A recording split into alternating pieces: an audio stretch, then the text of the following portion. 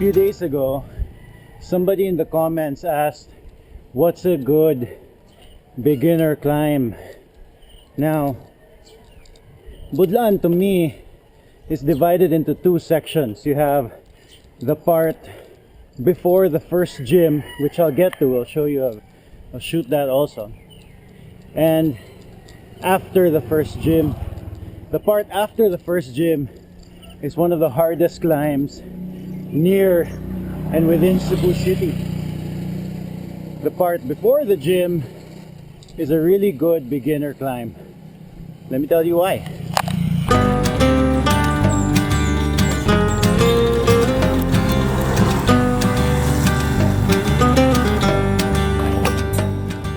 So the first part of Budlaan to me is ideal for beginners because like you have like small little uphills just like this one that right after flattens out and even goes downhill.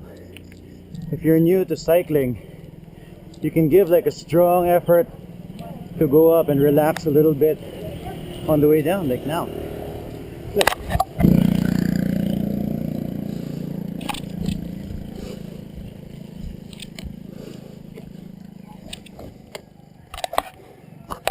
I don't remember seeing this here, but as you can see, there's a lot of development here. A lot of people actually live here, so you can hear some noise in the background. During the weekday, you can expect a lot of activity on the roads. It's not so bad, it's not like really traffic, but there's going to be some cars and some motorcycles.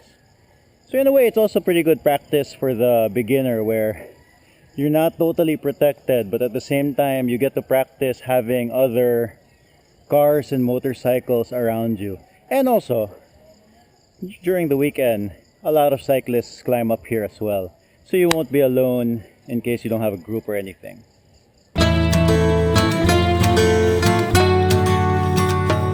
A lot of new cyclists, when they first get started cycling and they want to start climbing hills, one of the first places they go to here in Cebu is up to Marco Polo, up in Trans Central. And personally, I think here's a better option. There's less people, less cars, less motorcycles, and it's a little bit easier. But at the same time, it's not super easy. There are steep sections, it's just that you can rest. I actually think if you're a real beginner... Oh, chickens!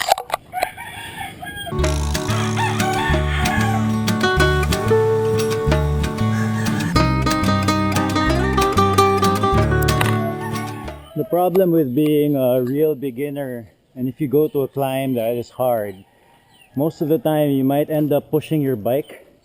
And I think when you're very new to cycling, I think it's important to just stay on the bike as much as you can. So if you can do as little pushing as possible, that's more time on the bike. And here in Budlaan, the easy part of Budlaan, you can get a lot of time on the bike. Oh, look at this place.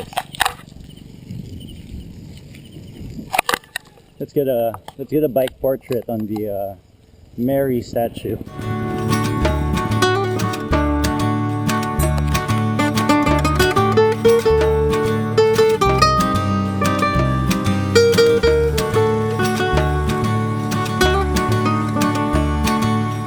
I just saw some people pass with e-bikes. E-bikes are great, but that's why they come here on this route, because the hard part of Budlaan, I would like to have an e-bike if I were doing the hard part of Budlaan.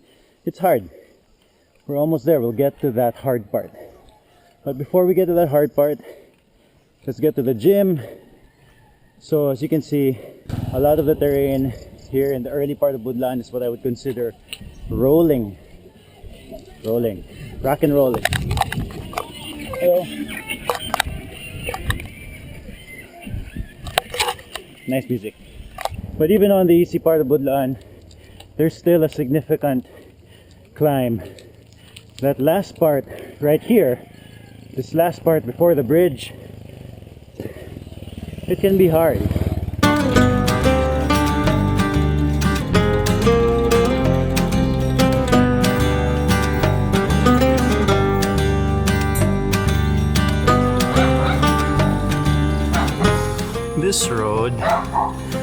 connect you to Pulang Bato. I think they call this Balgo, and it is a hard climb as well. But here's the gym. So don't do drugs. Don't let drugs take over your life.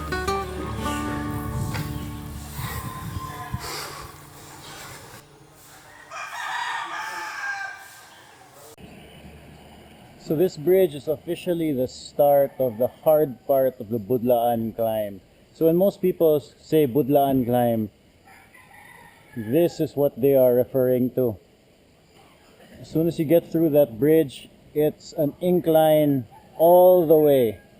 I think it's like almost 2 kilometers and 10% average.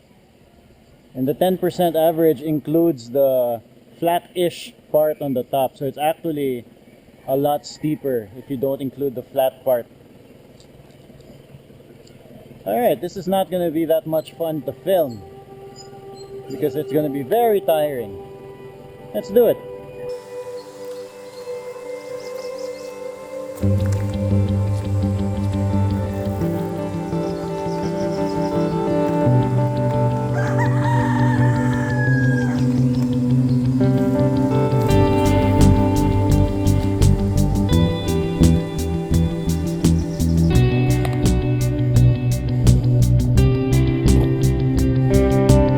First time I was here, I walked the last 2 kilometers.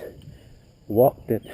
And then that was my personal best for months, even after I could bike it already. So the walking was faster than the biking for a while. But if you want a short, heart-wrenching climb, this will do. There's kind of no way to keep your heart rate low on this one, at least for me.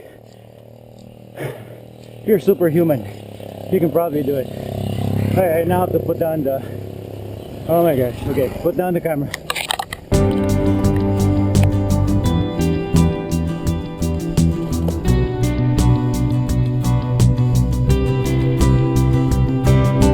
It's beautiful here though. Beautiful.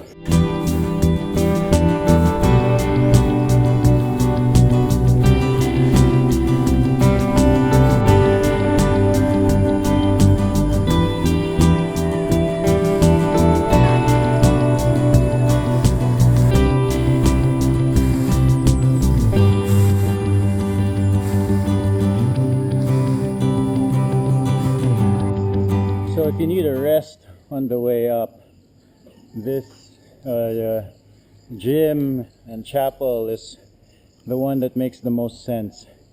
So it's a good place to rest because after here, I don't know, to me it's all the same, but they say it gets even harder after here.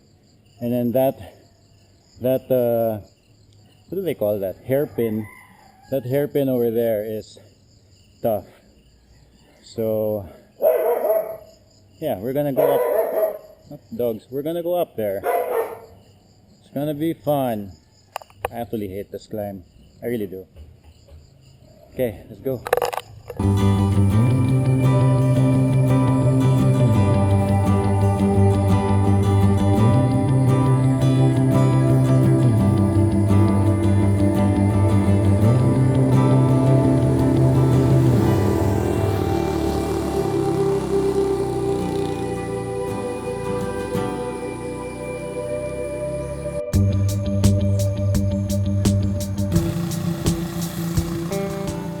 So first time I did it, I walked the whole way. Second time I did it, I stopped. Third time I did it, I stopped. Fourth time I did it, I stopped. And I remember one time I just ended up going up the whole way and it felt great.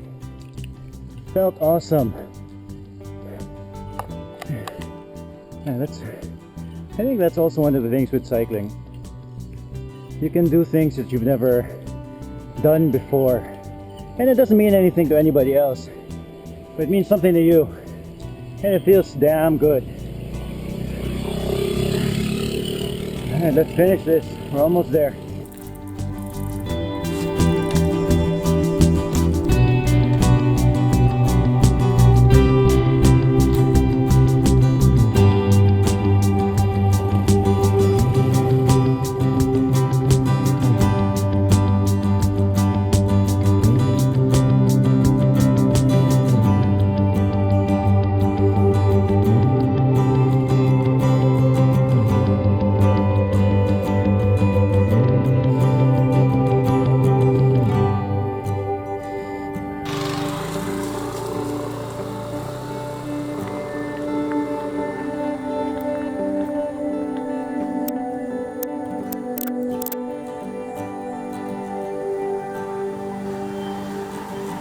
Yep. It's a good climb. So if you want to do, if you're a beginner and you want something to practice on, easy part of Budlaan. If you are advanced or you feel like a little more fit and you want to test yourself, try the hard part of Budlaan. Yeah, it's hard. Okay, see you in the next one. Bye.